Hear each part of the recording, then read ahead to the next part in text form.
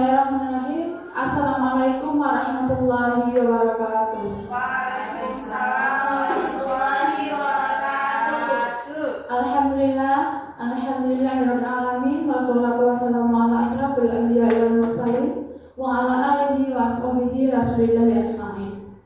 Asyhadu an la ilaha illallah wahdahu la syarikalah wa asyhadu anna Muhammadan abduhu wa rasuluh la nabiyya ba'da amma ba'd.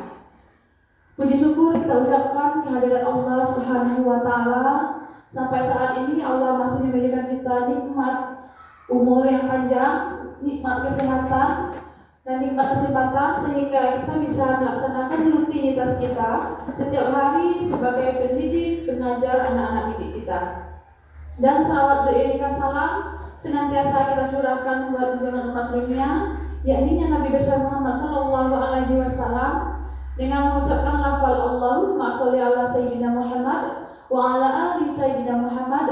Semoga senantiasa beliau memberikan keberkahan berupa syafaat kepada kita baik di dunia maupun di akhirat nantinya. Amin amin ya rabbal alamin. Baiklah Bapak Ibu yang saya hormati, pertama-tama saya mengucapkan yang terhormat kepada Bapak Kepala Sekolah SMP Negeri 29 Kabupaten Tebo, kepada Ibu Wakil Kurikulum SMP Negeri 29 Kabupaten Tebo, dan bapak-bapak serta ibu-ibu SMP Negeri 29 Kabupaten Tebo yang telah bersedia menyempatkan hadir pada kesempatan ini. Baiklah Bapak Ibu, sebelum memulai acara ini ada baiknya acara kita ini kita mulai dengan membacakan doa. Mungkin kami minta kepada Bapak Agus untuk memimpin. Kepada Bapak kami silakan.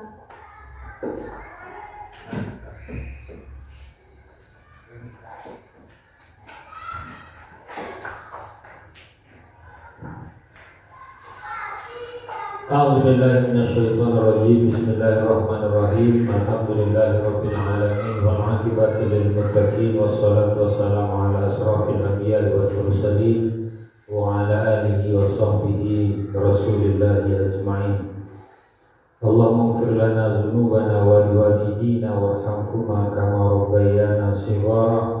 Allahumma ighfir lil muslimina wal muslimat wal mu'minina wal mu'minat al ahya'i minhum wal amwat. Amin ya Allah ya Qadiyal Hajat. Allahumma ya Allah ya Alim, sesungguhnya Engkau adalah Allah Tuhan yang memiliki ilmu dan mengetahui apapun semuanya ya Allah ya Rabb. Sungguh hamba kami adalah hamba yang hina, yang sangat minim dengan ilmu ya Allah, yang sangat mengharap ridha-Mu ya Allah ya Rabbi. Jadikanlah agenda yang kami lakukan hari ini ya Allah sebagai peningkatan ilmu yang Kau ridhoi dalam agama-Mu ya Allah ya Arhamar Rahimin. Ya Allah ya Rabbi ya Rahman ya Rahim, kabulkanlah doa kami ya Allah ya Arhamar Rahimin. Rabbana atina fid dunya hasanah wa fil akhirati hasanah wa qina adzabannar. Walhamdulillahi rabbil alamin.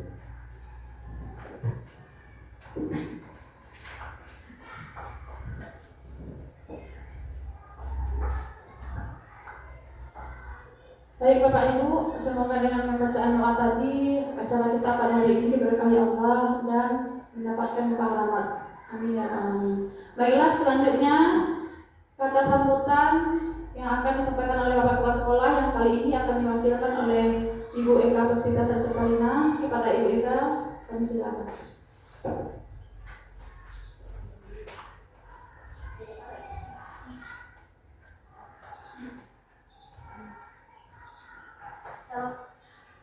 Assalamualaikum warahmatullahi wabarakatuh. Alhamdulillahirrahmanirrahim.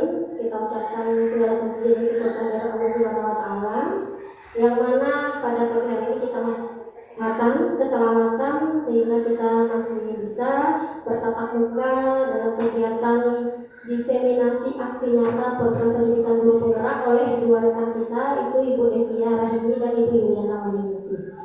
Salawat dan salam tak lupa kita aturkan kepada Nabi besar Muhammad SAW. Semoga kita kelak menjadi umatnya yang mendapat syafaat di hari akhir nanti. Yang terhormat Bapak Kepala SMP 29 Kabupaten Tebo, Dr. Agus Suryaman, yang terhormat Ibu Wakil Kepala SMP 29 Tebo, Ibu Mira Susanti SPDI, selanjutnya Bapak Ibu tenaga pendidik dan tenaga kependidikan yang berbahagia. Terima kasih atas waktunya kepada saya. Di sini saya bukan mewakili kepala sekolah. Di sini saya sebagai rekan sejawat yang selangkah lebih dulu telah mengikuti program pendidikan guru penggerak angkatan 5 Kabupaten Tebo. Jadi di sini saya ingin menyampaikan pesan Bapak Kepala Sekolah yang memohon maaf pada hari ini tidak dapat hadir karena ada dinas di kabupaten. Beliau berpesan untuk saya bisa memotivasi Bapak Ibu selaku guru penggerak angkatan pertama di SMP kita. Jadi langsung saja saya akan menyampaikan pesan beliau bahwa Bapak Ibu, guru penggerak ini adalah salah satu program pemerintah yang tentunya sama-sama kita ketahui motonya adalah tergerak, bergerak, dan menggerakkan. Jadi kita di sini diharapkan jika kelak nanti menjadi seorang guru penggerak bisa menambah kompetensi kita untuk menggerakkan rekan-rekan kita, rekan sejawat kita itu agar bisa mengikuti jejak kita menjadi seorang guru penggerak. Apa? Ya karena untuk melakukan perubahan walaupun tidak inginnya itu untuk sekolah, inginnya untuk anak-anak, tetapi hal terkecil minimalnya merubah diri kita sendiri. Akhir-akhir ini ada selentingan beredar, memang benar ya, tidak hanya menjadi guru penggerak untuk menjadi guru yang bergerak gitu ya. Tidak harus menjadi guru penggerak kok untuk kita bergerak, betul ya. Jika kita sinkronkan dengan tidak harus jadi guru profesional dan tidak harus jadi guru bersertifikat pendidik kok untuk jadi guru profesional ya. Nah, jika kita sinkronkan dengan hal itu memang benar apa yang dikatakan itu benar. Tetapi yang diinginkan pemerintah itu kenyataannya seperti ini. Jika kita sebagai guru, jika kenyataannya kalau kita tidak terpanggil untuk sertifikasi, tidak terpanggil untuk PPG itu kadang sedih. Kadang berlomba-lomba untuk ikut PPG itu kalau bisa kita mandiri seperti itu. Kenyataannya agak sedikit berbeda dengan guru penggerak. Kenapa? Mungkin orientasinya berbeda. Karena kalau PPG ini orientasinya nanti takdirnya itu uang, ya ada tunjangan. Jadi semangat nih kalau ikut PPG itu semangat. Nanti dapat tiap bulannya dapat ini tunjangan, ada uangnya. Sedangkan kalau guru penggerak ini orientasinya bukan uang. Kalau lah orientasi guru penggerak ini uang, mungkin sudah berbondong-bondong juga nanti ikut kayak mau ikut PPG. Nah, PPG itu bahkan sedih kalau udah terpanggil. Kapan aku kan kayak seperti itu? Tapi kalau guru penggerak ini memang tidak ada orientasi, salah besar kalau orientasinya itu adalah uang, karena memang tidak ada. Tambahan bulanan itu memang tidak ada. Ini kenyataan yang terjadi. Ya, jadi memang. Tetapi kenapa jika di sini kembali ke berbicara tadi tidak harus punya sertifikat pendidik kok untuk menjadi guru profesional? Kenapa? Tetapi kita mengejar nih harus dapat sertif. Nah, kalau guru penggerak tidak harus jadi guru penggerak kok kalau untuk bergerak. Ya memang terhenti di situ, tidak ada motivasinya, mungkin karena orientasinya itu tadi. Nah, jadi kita mengubah mindset. Benar, tidak ada yang salah dengan kata-kata tidak harus menjadi guru penggerak kok, karena guru penggerak ini hanya salah satu program pemerintah, masih banyak program yang lain. Program lain tidak hanya guru penggerak. Jadi betul kata-kata itu tidak salah. Tidak harus jadi guru penggerak untuk melakukan perubahan, karena itu hanya salah satu. Banyak salah dua, salah tiga, salah empat, banyak program pemerintah yang bisa diikuti untuk kita menambah kompetensi kita menjadi seorang guru. Ya, yang salah itu apa? Yang salah itu kita masih berdiam diri di saat orang sudah bergerak. Kita masih menjadi penonton di saat orang sudah mulai menambah kompetensi. Dan yang paling menjadikan yang sangat salah itu kita menjadi orang yang mencemekeh di saat orang sudah mulai bergerak. Itu yang salah. Ya, jadi selain itu tidak salah, benar.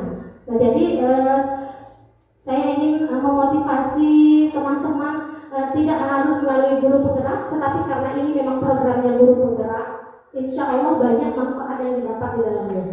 Ya, tidak hanya untuk diri kita, tetapi kita akan mengajak rekan-rekan yang lain. Nanti setelah Bapak Ibu Devia dan Ibu Yuli nanti menjadi guru penggerak insya Allah di bulan 12, yakinlah ya, ada tanggung jawab moral tersendiri di dalam hati itu. Sebagaimanapun kita dengan ketidaksukaan kita dengan program-program sekolah, kebijakan, tetapi di hati kecil itu kalau kita sudah punya nanti apa itu istilahnya sudah jadi GP, itu ada nanti dari hati kecil kita itu kalau nggak saya tuh siapa lagi? Nanti dari orang percuma aja ada guru penggerak tapi tidak bergerak, percuma aja kalau ada guru penggerak tapi buat SKP aja masih nanya sama orang lain. Nanti kalau kita udah jadi guru penggerak tuh kita termotivasi sendiri, nggak bisa pun kita harus berusaha untuk bisa. Kenapa? Karena kita tuh udah punya tanggung jawab sendiri. Sampai bagaimana hal apapun nanti kalau bisa tuh kita tahu lebih dulu, selangkah lebih maju. Jadi tempat orang bertanya, kayak gitu. Atau nanti pas timbul rasa, tapi kalau kita nggak jadi guru penggerak itu biasa-biasa saja. Memang ada bedanya saat saya dulu sebelum guru penggerak dengan sesudah guru penggerak, itu pengalaman. Ya, jadi kalau nanti sudah ada 2 orang, 3 orang guru penggerak, nah ini kan juga meningkatkan mutu sekolah kita. Salah satu mutu meningkatkan lapor pendidikan kita adalah berapa banyak guru yang bersertifikat pendidik di sekolah kita dan berapa banyak guru yang bersertifikat guru penggerak di sekolah kita. Seperti yang telah disampaikan oleh Ibu Mira selaku Wakil Kepala SMP 29 Kabupaten Tebo saat pendampingan individu kemarin, mari sama-sama kita memotivasi, memberikan dukungan kepada kedua rekan kita, Ibu Devia dan Ibu Yuli, dukungan secara material maupun imaterial ya, agar Ibu Yuli dan Ibu Devia bisa menyelesaikan pendidikannya nanti sampai di bulan 12 tanpa ada halangan suatu apapun. Amin. Salah bagaimana kita dengan kita mengikuti diseminasi ini saja itu sudah bentuk dukungan ya. Jadi nanti Bapak Ibu saya mohon jangan sibuk dengan handphonenya, jangan sibuk dengan mengobrol bersama teman, dengan aktivitas lain. Ibu Yuli dan Ibu Devia sudah membuat PPT-nya dengan semaksimal mungkin, sudah mempersiapkan ini dengan sebaik mungkin. Marilah kita bersama-sama di kegiatan Ibu Devia dan Ibu Yuli ini dengan baik, dengan fokus, dan semoga diseminasi ini bisa membawa ilmu baru bagi kita tentang budaya positif, disiplin positif yang akan kita terapkan di lingkungan sekolah kita.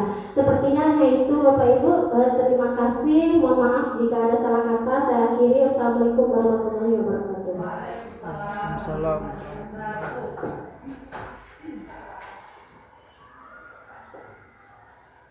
Assalamualaikum warahmatullahi wabarakatuh. Alhamdulillahirrahmanirrahim. Terima kasih kepada Bapak Ibu semua, yang mana pada kesempatan kali ini kami berkolaborasi membahas tentang diseminasi aksi nyata program pendidikan guru penggerak pada materi disiplin positif.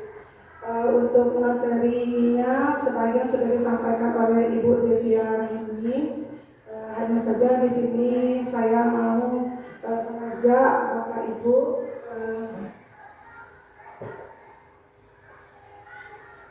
untuk mengepalkan tangannya.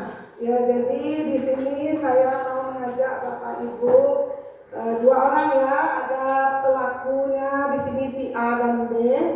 Boleh saya minta kepada Zati dengan Ibu Rahmatika, coba Ibu Zati dikepalkan tangannya 1 ya. Kemudian Bu Zati membayangkan bahwa yang ada di dalam genggaman tangan Bu Zati itu sesuatu yang sangat berharga. Jadi sangat berharga ya, sesuatu yang sangat berharga yang ingin Ibu Zati lindungi. Sedangkan untuk B nanti Ibu Rahmatika mencoba menggoda Ibu Zati untuk membuka tangannya. Boleh juga merayu, boleh juga menghati, tapi jangan menghati ya. Kita sebagai ibu guru, jadi kita pakai kata-kata merayu aja. Di sini coba Ibu Rahmatika gunakan kalimat untuk merayu Ibu Zati supaya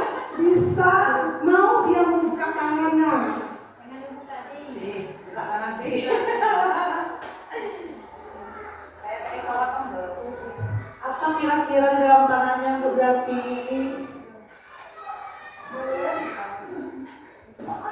Iya, sesuatu yang berharga. Bu Zati pokoknya mau nggak? Buka Bu Zati. Apa isinya Bu Zati? Yang ketawa Bu Zati.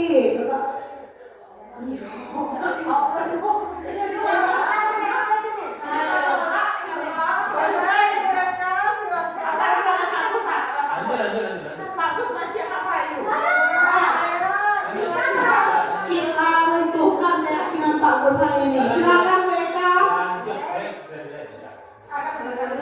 Ika yang pegang ya. Ika dapat tengoknya. Ika pegang sesuatu yang berharga. Ketika saya lihat Ibu Tika dari tadi genggam tangan terus ya. Dua-duanya boleh? Rasa ikan. Kira-kira apa yang ada dalam genggaman tangan Ibu Tika? Ada Pak. Apakah itu suatu benda, Bu Tika? Tidak. Mau tahu aja, betul banget. Mau tahu sekali. Kayaknya berharga nih ya, Bu Tika. Tidak bisa. Tidak bisa. Belum lagi saya mau buka Ibu Tika pederian, saya mau tahu. Boleh Bu Tika, saya tahu dulunya dulu Bu Tika. Itu benda atau bendanya berupa barang berharga atau catatan berharga atau sesuatu lain yang sangat rahasia. Oh, ini sangat rahasia, nggak boleh tahu mereka. Keluarnya aku nggak boleh tahu. Tidak boleh tahu mereka. Kita nggak tahu mereka. Bu Tika, gini deh. Saya nanti ada uang lebih.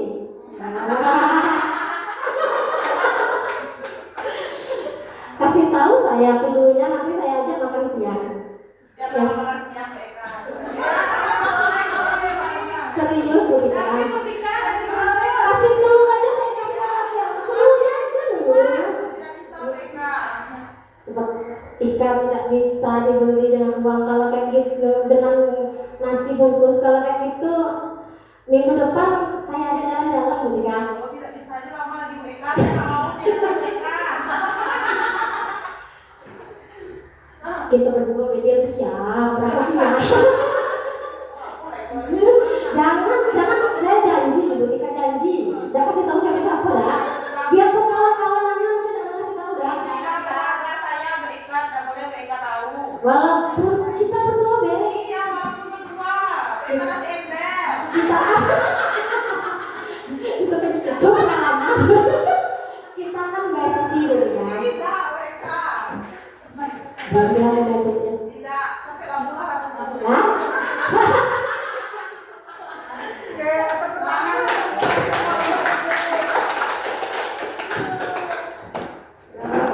Terima kasih atas partisipasinya. Di sini kenapa saya meminta A untuk menggenggam tangannya, di mana di sini ada sesuatu yang berharga yang ada di genggaman tangan kita. Dan si B ini perayu, ya perayu. Biar si A itu mau membuka tangannya, akan tetapi di sini si A nggak berhasil ya, nggak berhasil. Ini berkaitan dengan teori kontrol ya. Sebenarnya yang mengontrol diri kita sendiri itu Bapak Ibu adalah diri kita sendiri, bukan orang lain ya. Sama seperti motivasi intrinsik ya, motivasi dalam diri. Sekeras apapun orang mengejek kita, sekeras apapun goncangan dari luar, kalau motivasi kita itu bagus, insya Allah itu akan jadi bagus. Di sini kaitannya pada nilai-nilai kebajikan, ya itu sudah disampaikan oleh Ibu Devia. Nilai-nilai kebajikan ini ada tambahan tampilan dari saya.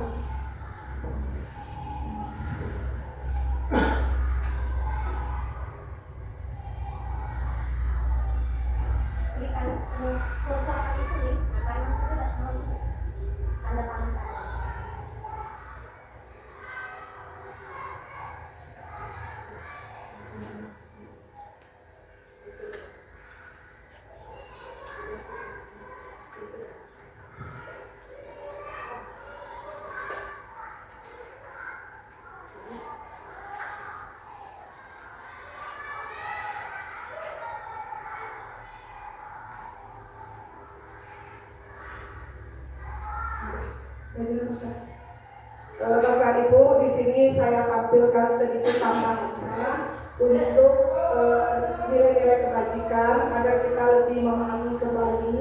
Yang pertama tadi sebenarnya sudah dijelaskan oleh Ibu Deviala ini, yaitu berkaitan dengan profil pelajar Pancasila, beriman dan bertakwa kepada Tuhan Yang Maha Esa, mandiri, bernalar kritis, berkebinekaan global, bergotong royong, kreatif. Selanjutnya, ini ada namanya Ibo Primary Years Program. Ini sikap murid. Sikap murid yang kita inginkan itu ada toleransi, rasa hormat, integritas, mandiri, menghargai, antusias. Jadi di sini sikap murid yang kita inginkan.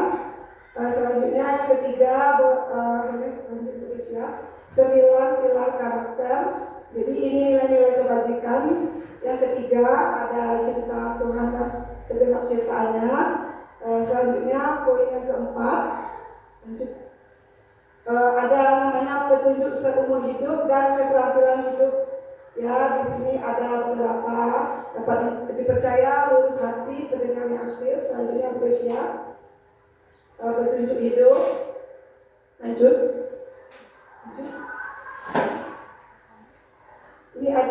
Ini ada namanya the 7 essential factors. Di sini ada empati, suara hati, kontrol diri. Lanjut. Yang keenam di sini proyek nilai-nilai kebajikan. Jadi lanjut. Dari 6 sebenarnya banyak ya. Tadi sudah disampaikan juga dengan Bu Eka bahwa nilai kebajikan itu banyak. Jadi berdasarkan nilai-nilai kebajikan inilah kita mau murid kita seperti apa yang kita inginkan. Ya, kita mau nanti untuk kelas kita maunya muridnya seperti apa yang kita inginkan. Jadi makanya muncul yang namanya nanti keyakinan ke kelas. Jadi dari 6 ini, ya dari 6 nilai kebajikan yang telah disampaikan di atas tersebut.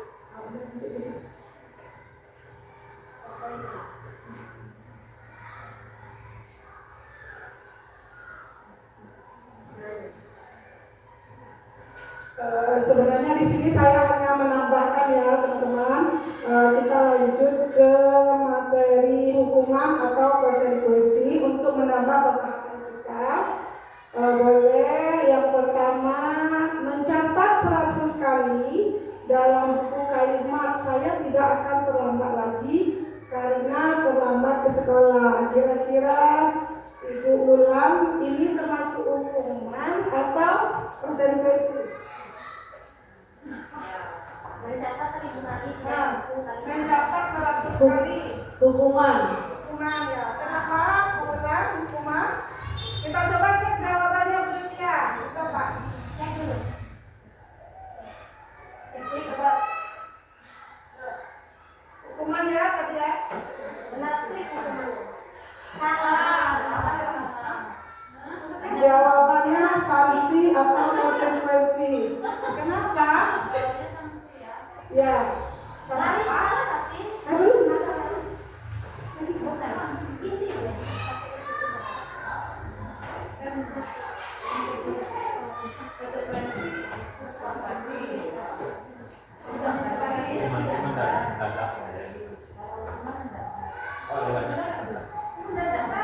Di nomor 11 tadi.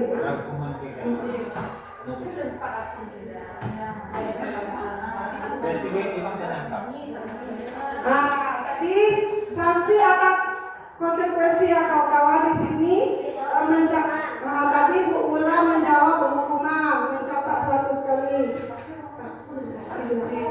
Ya, kenapa konsekuensi atau sanksi? Nanti kita bahas ya, kita lanjut ke soalnya dulu. Coba nomor 2, Ibu Rematika. Hukuman. Oke, betul. Ya. Ya. Pakai tanda kiri kalau lagi. Kiri sini. Hukuman itu fisik tadi ya.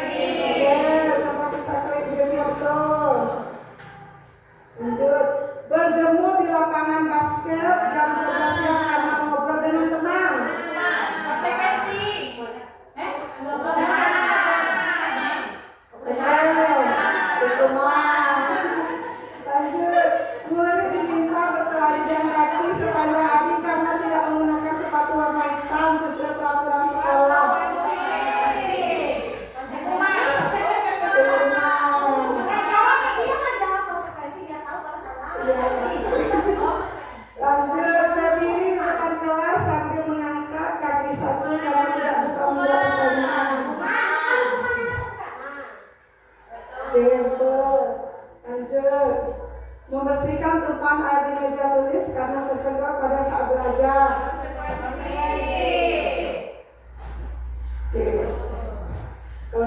Baiklah. Kehilangan 10 menit jam istirahat untuk mengerjakan tugas karena terlambat datang dan tertunda pelajaran.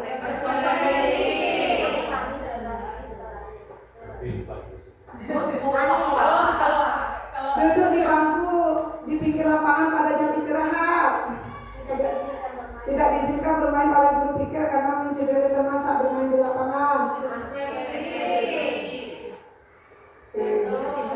Lanjut.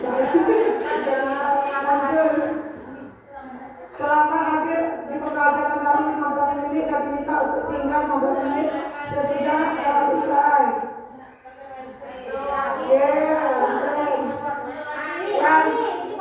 Lari melalui lapangan basket 2 kali karena terlambat 10 menit untuk belajar kerja. Konsekuensi sama pelajaran dan disepakati. Membersihkan WC sekolah karena mematahkan pasir kawannya.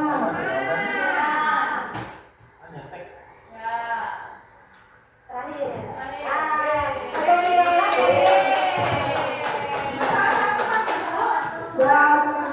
Bapak Ibu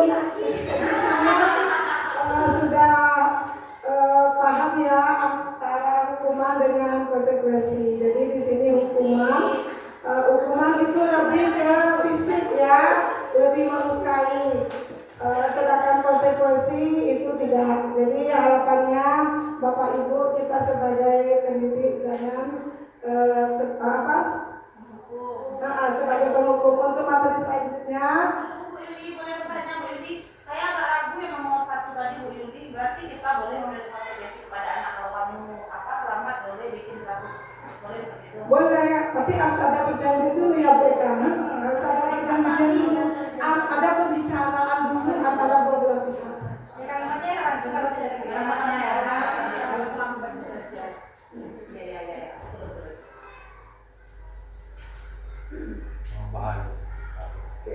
Baiklah Bapak Ibu, materi kita selanjutnya kebutuhan dasar manusia. Ya, di sini perhatikan Bapak Ibu semua itu ada lingkaran, ya, lingkaran di tengah-tengahnya kebutuhan bertahan hidup. Kemudian ada penguasaan, ada kasih sayang dan rasa diterima. Kemudian ada kesenangan dan yang terakhir ada kebebasan. Ya, pada materi kebutuhan dasar manusia ini nanti kaitannya bagaimana kita sebagai seorang pendidik mampu memahami kebutuhan 5 dasar dari anak-anak didik kita. Ya. Perhatikan ilustrasi di depan. Itu ada ilustrasi si bom-bom ya. Bom-bom di sini. Ya. Di sini ada percakapan bom-bom dengan kawan-kawannya. Kamu ini tadi terlambat gangguin teman. Sekarang buang sampah sembarangan. Itu adalah percakapan teman bom-bom. Ya deh, maaf, lain kali tidak aku ulangi. Itu kata bom-bom ya. Kemudian ada lagi temannya bilang, aduh bom-bom selalu saja buat gaduh. Padahal sudah sering dinasihati gurunya. Jadi dari ilustrasi ini saya akan memaparkan tentang kebutuhan dasar dari murid kita. Lanjut dulu. Yang pertama kebutuhan bertahan hidup, ya, itu kebutuhan akan makan dan minum, kesehatan, rumah dan rasa aman. Kalau kita kaitkan dari ilustrasi si bom-bom, ya, kita nemui nanti Bapak Ibu jika kita bertemu suatu kasus, tiba-tiba ada anak murid kita terlambat. Jika jawaban dari anak murid kita itu, nah kenapa kamu terlambat? Jawabannya, Bu, maaf saya terlambat. Tadi pagi saya menyiapkan dagangannya Bu. Berarti kebutuhan yang sedang berusaha dipenuhi oleh Bom apa? Kebutuhan akan bertahan hidup ya. Jadi ternyata Bom disuruh membantu orang tuanya menyiapkan jualannya. Jadi itu yang membuat dia terlambat. Ya, jadi kita pahami sebagai pendidik, oh ternyata dia terlambat karena dia berdagang. Kalau dia nggak berdagang nanti orang tuanya, bagaimana dia bisa melanjutkan hidupnya untuk mendapatkan uang? Selanjutnya, yang kedua, kebutuhan akan kasih sayang. Di sini poin-poinnya, rasa menyayangi dan disayangi, memberi dan menerima perhatian, perasaan diterima dalam lingkungan keluarga, sekolah dan masyarakat, rasa menjadi bagian dari kelompok.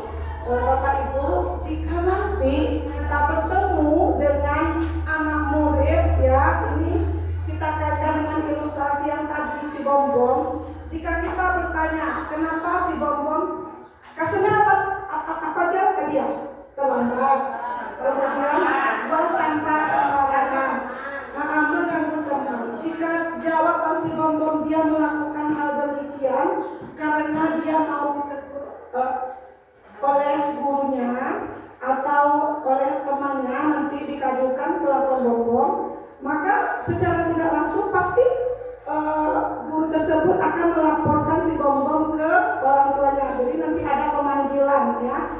Ternyata kelakuan Bom ini dia ketika dipanggil nanti orang tuanya, kebutuhan yang sedang berusaha dipenuhi oleh Bom adalah kebutuhan akan kasih sayang. Jadi bisa jadi di rumah Bom itu kurang perhatian ya, mungkin orang tuanya yang sibuk, makanya nanti di sekolah dia mencari perhatian ya, mencari masalah, dia diperhatikan. Ini tidak jarang kita jumpai ya Bapak Ibu, ada anak-anak kita yang memang kurang perhatian. Jadi terkadang kita secara tidak sengaja langsung emosian ya, padahal anak ini memang benar-benar kurang kasih sayang. Selanjutnya yang ketiga, kebutuhan akan kekuasaan atau pengakuan. Di sini diakui prestasi dan kemampuannya, didengar dan merasa berharga, dihormati, dipercayai, kemudian memberi pengaruh. Jadi kalau kita kaitkan dengan ilustrasi Bom, jika dia tadi buang sampah sembarangan ya, dia itu merasa dia yang memberani gitu. Jadi dia sesuka hatinya saja, dia merasa dia yang berkuasa. Tapi kelakuannya seperti ini negatif ya. Kalau sikap yang positif itu bagaimana? Jika seseorang mengerjakan suatu tugas dan dia dapat nilai yang baik, itu nanti teman atau gurunya memuji, wah kamu pintar ya, dapat nilainya 100. Jadi ini yang positif. Selanjutnya, yang keempat, kebutuhan akan kebebasan. Di sini ada mandiri, memiliki pilihan, tidak dikekang oleh orang lain, suka mencoba-coba. Jadi sama ya, seperti kasus Bom tadi, dia mau bebas sesuka hatinya, ya. Akan tetapi sikap yang bebas sesuka hatinya ada sikap yang negatif, ya. Boleh kita contohkan sikap yang positif. Sebagai pendidik nanti kita usahakan dalam pembelajaran itu sesekali boleh anak-anak kita ajak ke lapangan, jadi tidak terpaku ke di dalam kelas. Mana tahu anak-anak ada yang suka bebas di luar ruangan. Selanjutnya berikutnya nomor 5. Yang terakhir ya, kesenangan, kebutuhan untuk merasa senang. Di sini bermain, iseng, suka bercanda, melucu, menikmati apa yang dilakukan. Jadi kebutuhan akan kesenangan, di mana kita sebagai seorang pendidik juga harus mampu memahami kebutuhan murid-murid kita itu senangnya apa, ya. Jadi bukan berarti kita menuruti semuanya. Jadi intinya kita sebagai guru harus bisa menyesuaikan dengan situasi.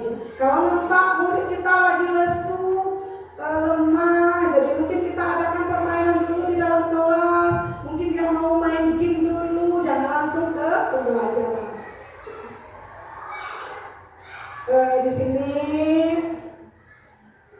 dunia berkualitas ya. Saya buatkan gambar. Saya adalah ibu.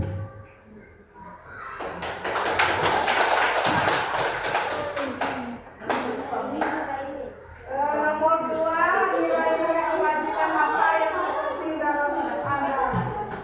Nilai kebajikan apa yang Saya lah. Nilai kebajikan apa yang terpenting dalam hidup saya? Nilai kebajikan yang paling terpenting dalam hidup saya itu disiplin. Disiplin dalam hal apapun, disiplin waktu, disiplin. Mantap ya. Yang ketiga, kalau Anda menjadi orang yang ideal, karakter atau sifat apa yang paling Anda inginkan dari dalam hidup Anda? Kalau saya ingin menjadi orang yang jujur, Masya Allah. Orang yang jujur. Apa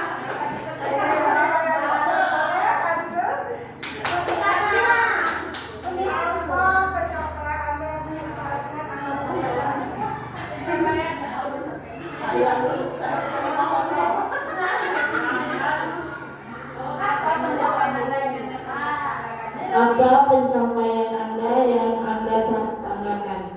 Yaitu menjadi seorang guru.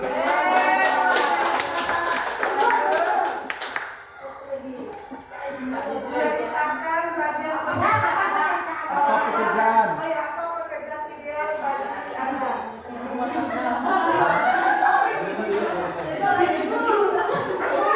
Idealnya berapa jawabannya nih Ibu CGP? Satu aja. Satu aja. Juga kalau satu ya. Pekerjaan ideal, paling ideal berarti ya bagi Anda apa ibu rumah tangga.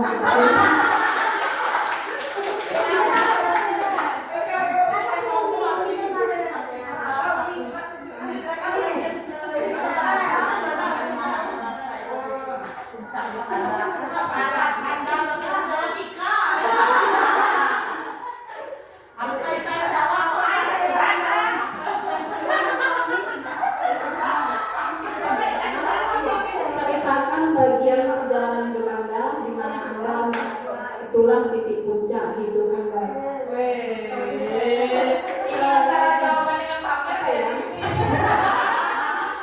Ini yang senangnya apa yang sedihnya sebenarnya? Kalau yang senangnya yaitu saya bersyukur jadi pegawai negeri. Alhamdulillah dan sekarang pun saya sudah sertifikasi, sudah saya syukuri dan itulah perjalanan yang indah dalam hidup saya.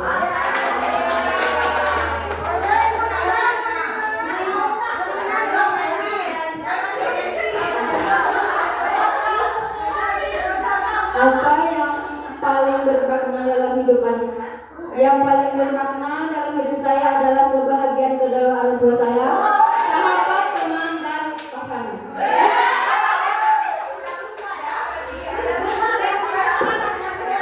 Di mana pasangannya tuh? Wah, luar biasa Bapak Ibu ini. Dalam pasangannya itu. Jawabannya membuat saya terharu ya teman-teman. Ini punya bagi satu aja dari soal itu. Siapakah Siapa yang paling penting dalam hidup ibu? siapakah yang pertama orang tua dan pasangan? Boleh satu aja.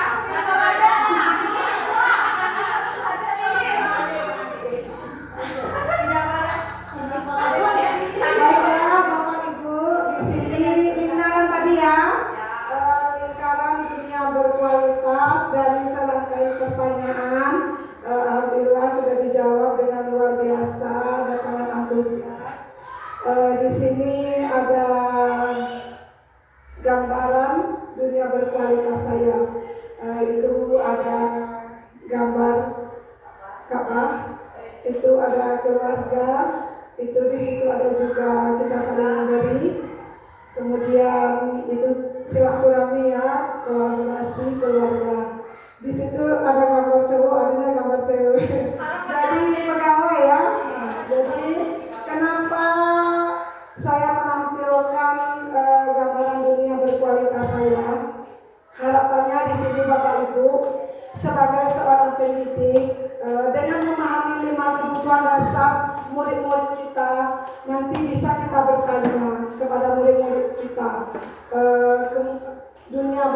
kualitas mereka itu seperti apa. Jadi kita sebagai pendidik harus sering melakukan yang namanya refleksi agar apa-apa yang menjadi refleksi dari murid kita bisa kita berubah menjadi lebih baik. Jadi lanjut Ibu ya.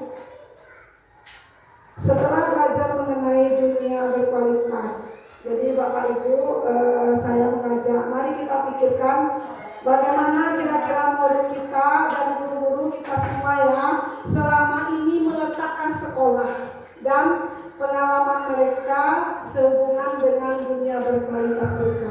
Jadi ini tidak seberapa penting sekolah bagi mereka ya dalam dunianya.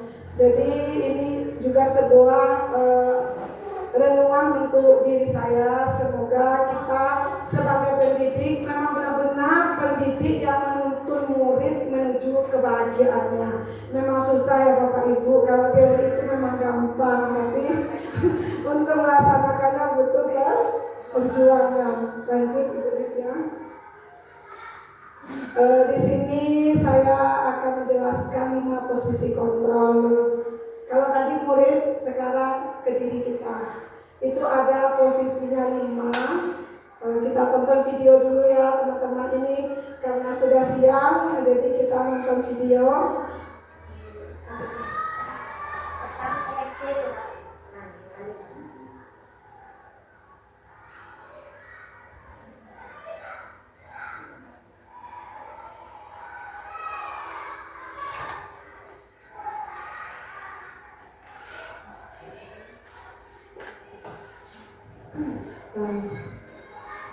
Baiklah Bapak Ibu, kita sejenak menonton video ini berkaitan dengan posisi kita di sekolah.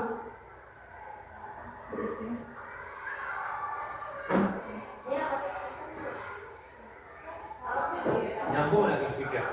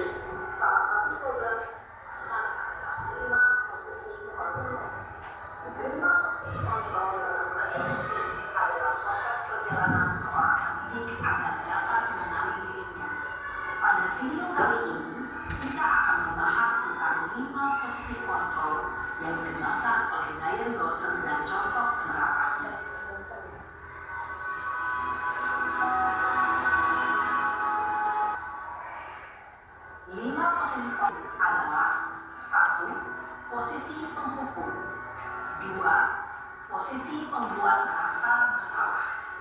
3. Posisi teman. 4. Posisi pemantau atau monitor. Dan 5. Posisi manajer. Untuk lebih memahami kelima posisi tersebut, mari kita saksikan kasus kemarin yang terlambat hadir 20 menit di sekolah dan melihat bagaimana kelima posisi kontrol dalam menghadapi masalah tersebut.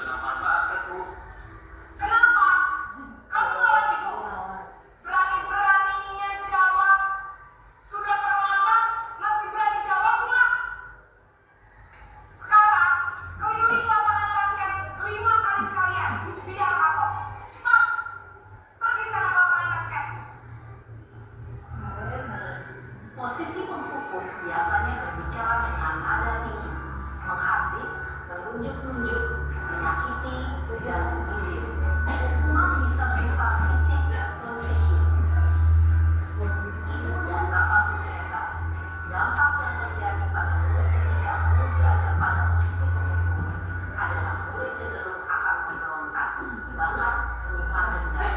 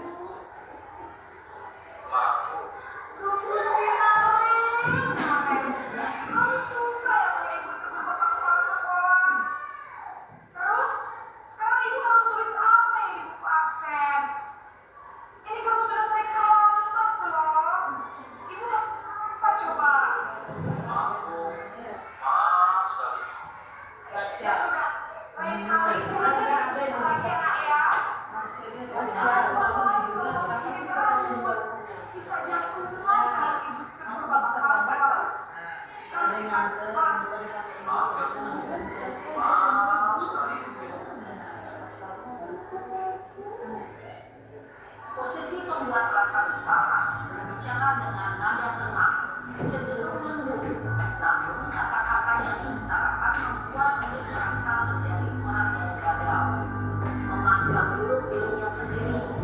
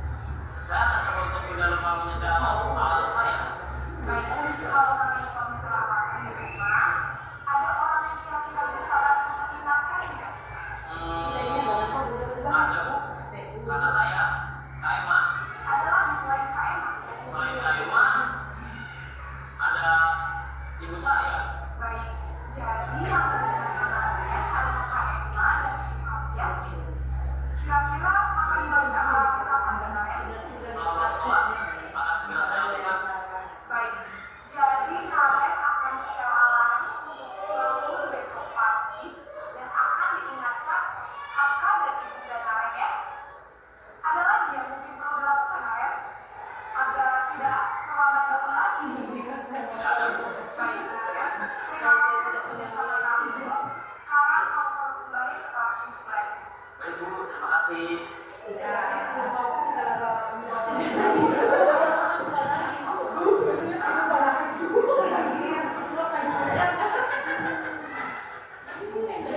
jadi aku saksi rahanya pembaca itu Baiklah Bapak Ibu, kita lanjut kembali.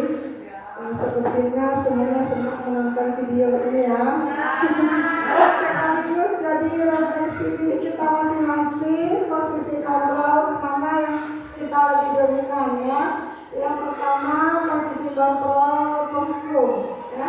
Kalau penghukum itu bahasanya menghabis ya, kemudian dia tegak pinggang. Jadi penghukum itu kalimat yang dilontarkannya itu menghabis, menyindir. Yang kedua posisi pembuat merasa bersalah. Di sini pembuat merasa bersalah, guru itu lebih ke berceramah. Kemudian dia menunjukkan rasa kecewa dia mendalam terhadap kelakuan si murid. Sedangkan posisi yang ketiga yang kita lihat teman tadi, jadi guru mengatasi pada saat dia menanya, di sini dia menunjukkan bagaimana artinya lebih santai ya, dia bertanya kepada muridnya itu lebih santai. Jadi siswanya tidak jadi takut karena merasa gurunya bertanya seperti teman gitu. Yang keempat pemantau. Di sini dalam video itu kalau untuk memantau kira-kira apa yang bisa kita lihat tadi Bapak Ibu? Untuk memantau, apa kata kuncinya di sini? Konsekuensi peraturan. Silakan. Kalau di pemantau itu lebih menanyakan tentang peraturan dan konsekuensi dari sesuatu yang peraturan yang dilanggar seperti itu. Nah, lebih ke situ. Luar biasa sekali. Di sini di video tadi kalau untuk posisi guru pemantau itu ada peraturan yang dibahas, kemudian bagaimana konsekuensi jika dilanggar. Jadi ada data, penghitungan data. Untuk yang terakhir posisi manajer, kira-kira posisi manajer ini kata kuncinya Bapak Ibu. Mohon tanggapannya.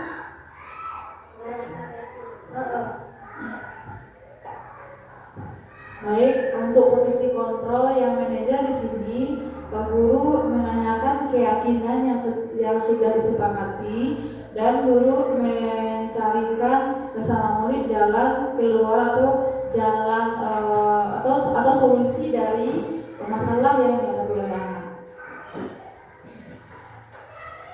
Luar biasa sekali Bu Devia. Jadi kita sudah melihat dari 5 video tadi. Untuk posisi penghukum dan pembuat merasa bersalah itu termasuk kepada posisi kontrol yang negatif ya. Untuk yang ketiga dan keempat, teman sama pemantau itu termasuk kepada posisi kontrol yang positif. Akan tetapi posisi yang terbaik yang kita harapkan ada pada diri kita itu yaitu posisi manajer. Di sini adanya kontrol diri ya. Jadi posisi manajer ini posisi yang sangat disarankan yang bagus kita terapkan untuk diri kita sebagai seorang guru.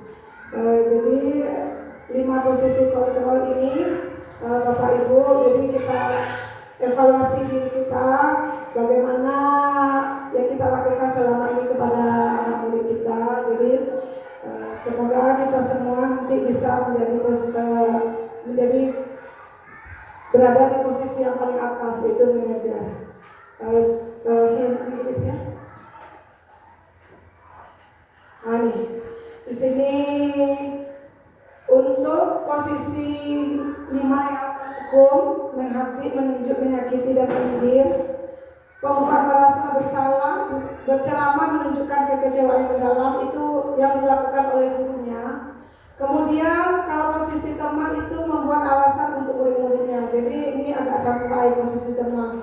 Pemantau menghitung dan mengukur.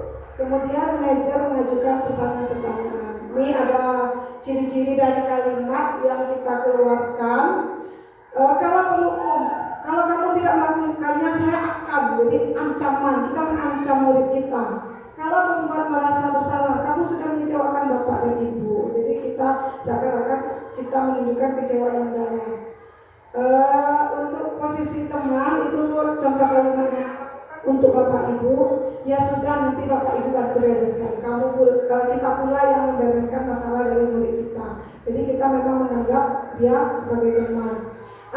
Ini posisi pemantau. Apa peraturannya? Jadi ketika murid kita melakukan kesalahan, kita tanya dulu peraturannya, yang dia langgar apa. Kemudian apa konsekuensinya, apa sanksinya, apa yang telah kamu lakukan dan apa yang terjadi sekarang.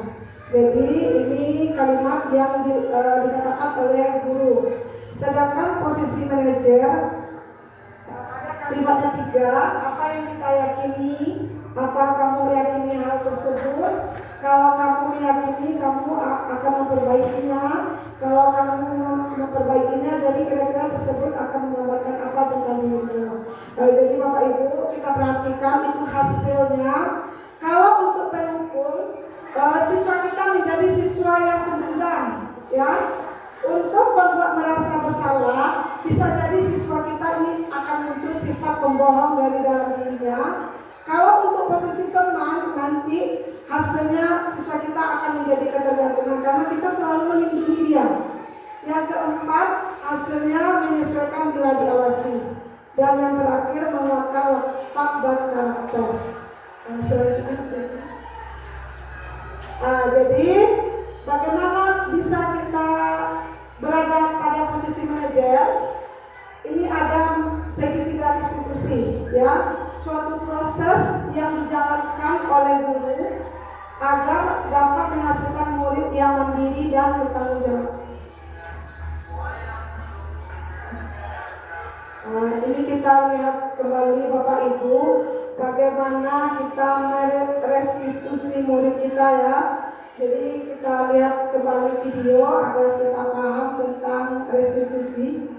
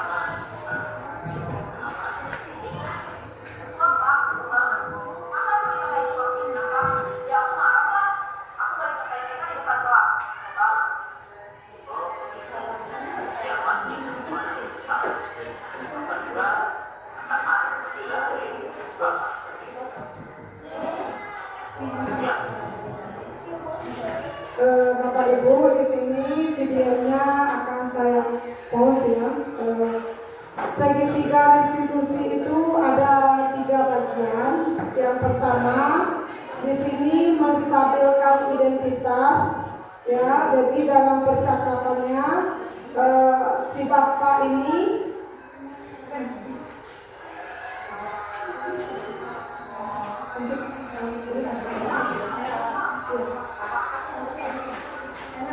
dari kalimat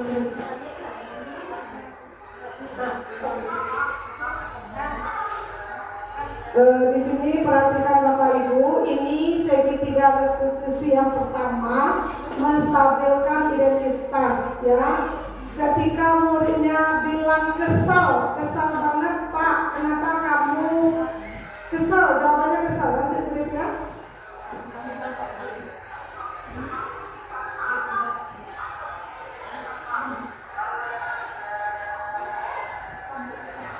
Nih, sini, stop. Kamu pasti marah dan kesal ya, dituduh sebagai tukang fitnah. Jadi ketika si anak sedang kesal, gurunya membalas dengan kalimat santai.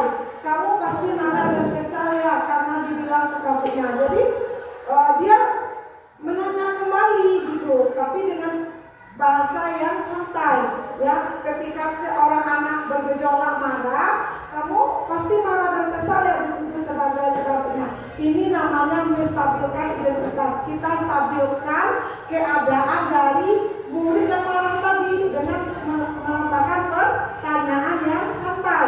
Lanjut, berikutnya. Coba ini.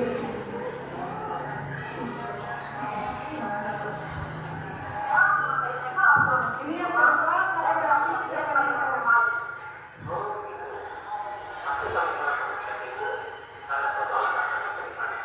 Iyalah, saya biasa aja Pak. Ya saya bela diri lah. Masa saya dituduh tukang fitnah? Ya, di sini untuk restitusi yang kedua, validasi tindakan yang salah. Ini ada kalimat dari gurunya, pasti kamu mempertahankan sesuatu yang berbeda umum. Jadi di sini validasi tindakan salah, tindakan yang dilakukan oleh murid divalidasi oleh gurunya.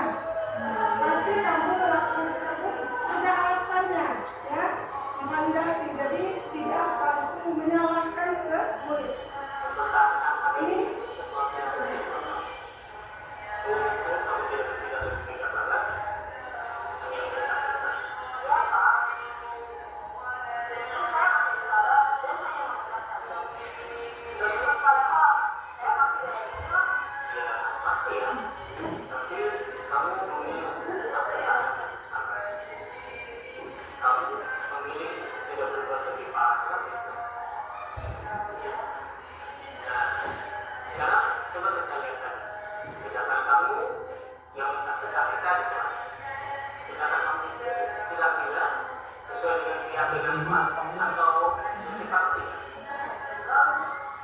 ya, yang ketiga menanyakan keyakinan. Jadi si guru tadi bertanya kepada muridnya, kira-kira kamu marah-marah tadi sesuai dengan keyakinan sekolah atau kelas yang sudah kita sepakati. Jadi ditanya dulu kepada muridnya.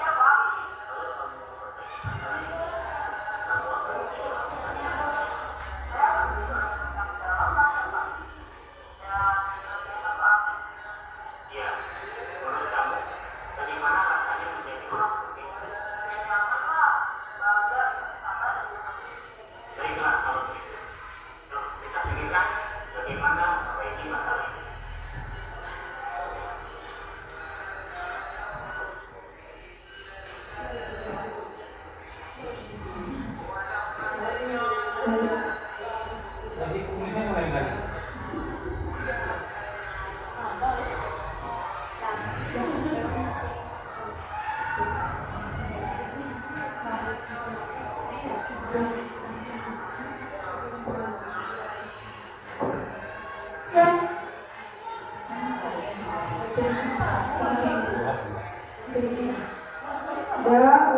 perhatikan ini Bapak Ibu. Di sini ada suatu permasalahan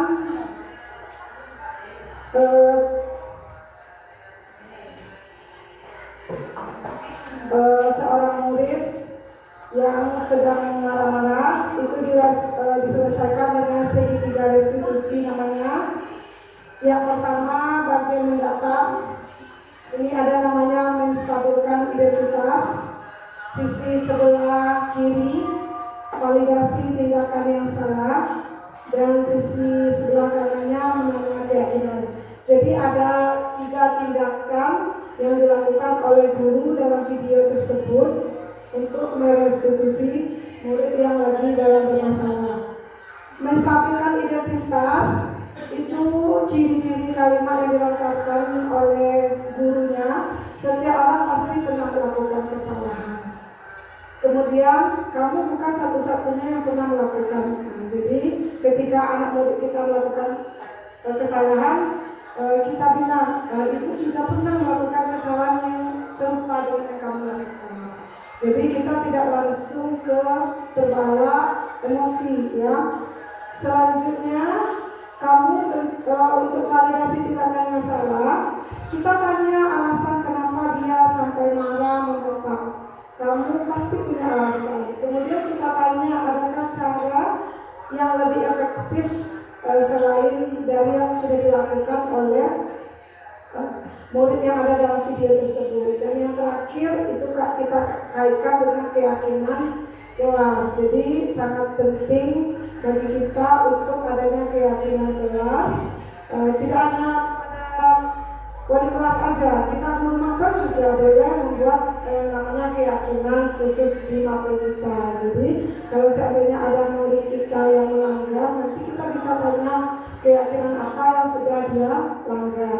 Yang memang susah ya Bapak Ibu, tapi kita berusaha. Terkadang ketika siswa bertengkar, kita langsung terbawa emosi, gak sempat lagi nanya yang 3 ini. Ya, ini dilemanya ya, restitusi. Prosesnya memang membutuhkan kesabaran dan beberapa pertanyaan yang kita lontarkan dengan murid, ya. Dan saya pun juga masih dalam tahap berusaha ke segitiga restitusi. Di sini tambahannya ada menstabilkan identitas. Di sini prinsip membuat kesalahan adalah bagian dari proses pembelajaran. Jadi kita stabilkan identitas. Ini ada beberapa menggeser identitas murid ke identitas gagal ke suksesnya.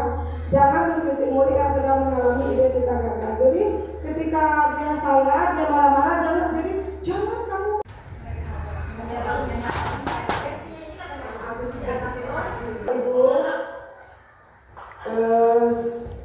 Setelah kita menonton video tentang segitiga restitusi tadi, jadi kita sudah memahami bahwa ada 3 langkah dalam restitusi: menstabilkan identitas, validasi tindakan yang salah, dan menanyakan keyakinan.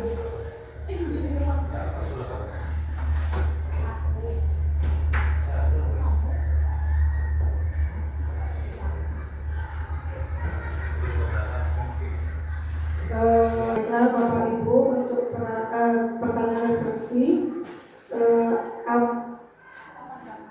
apa pandangan yang berubah dari Bapak Ibu setelah kegiatan diseminasi ini? Mohon kepada Pak Rizal.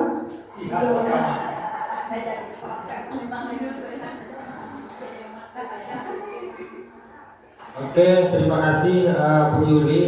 Kegiatan diseminasi yang sudah kita lakukan ini sudah diawali dengan apa ilmu baru, sudah dikomen sama Bu Marlina mewakili. Yang kedua, apa pandangan tentang kegiatan diseminasi ini? Pada dasarnya kegiatan ataupun yang sudah dilakukan tadi, banyak materi yang sudah disampaikan. Kalau pandangan saya, ini pandangan pandangan di satu sisi itu sebenarnya hanya perbedaan istilah. Artinya apa?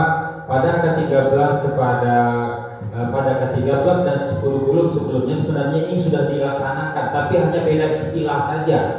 Yang lebih dikonkretkan lagi, lebih didetailkan lagi. Oh ini hukuman, ini konsekuensi, oh ini restitusi dan seterusnya. Itu pandangan saya sendiri. Oke, makasih.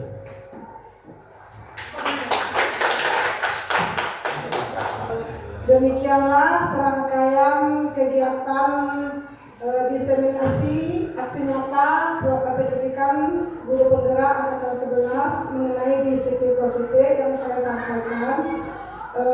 Jadi saya merangkum bahwa disiplin positif itu kita terapkan di sekolah kita. Bagaimana kita bisa menerapkan disiplin positif, dengan cara apa? Dengan cara kita mengetahui kebutuhan dasar dari murid-murid kita, dengan kita memahami bagaimana perilaku dari murid-murid kita, kemudian kita mampu menerapkan segitiga restitusi dalam menyelesaikan permasalahan-permasalahan yang ada pada murid-murid kita.